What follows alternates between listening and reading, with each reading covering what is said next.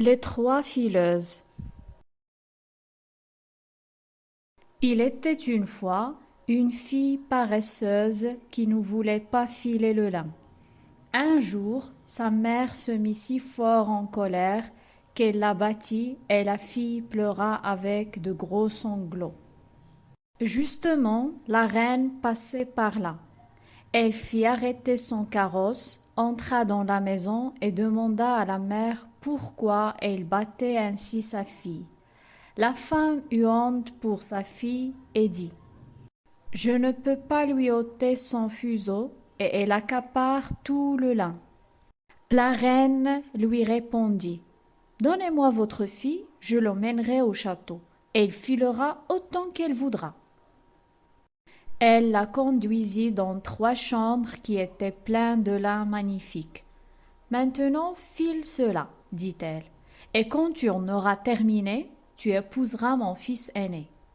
La jeune fille eut peur, elle ne savait pas filer le lin, et lorsqu'elle fut seule, elle se mit à pleurer et resta là 3 jours durant, à se tourner les pouces. Le 3e jour, la reine vint la voir. La jeune fille prit pour excuse sa tristesse qui l'avait empêchée de commencer.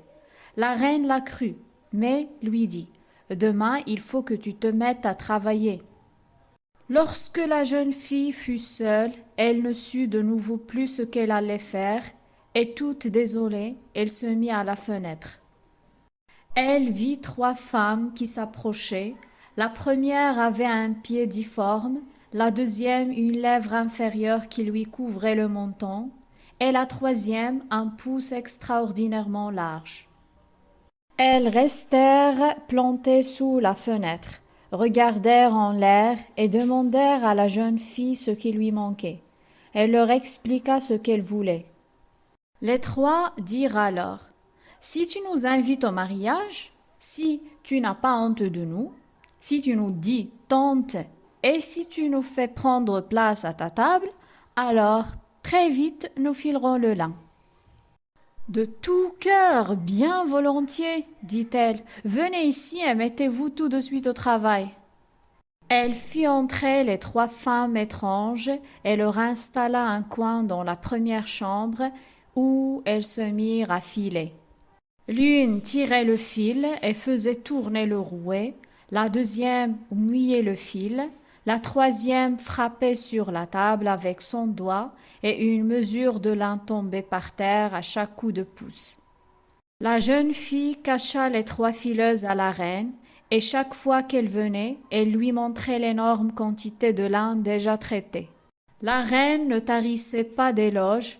Lorsque la première chambre fut débarrassée, ce fut au tour de la deuxième et finalement de la troisième. Alors les 3 femmes prirent congé de la jeune fille en lui disant: N'oublie pas ce que tu nous as promis, ce sera pour ton bonheur.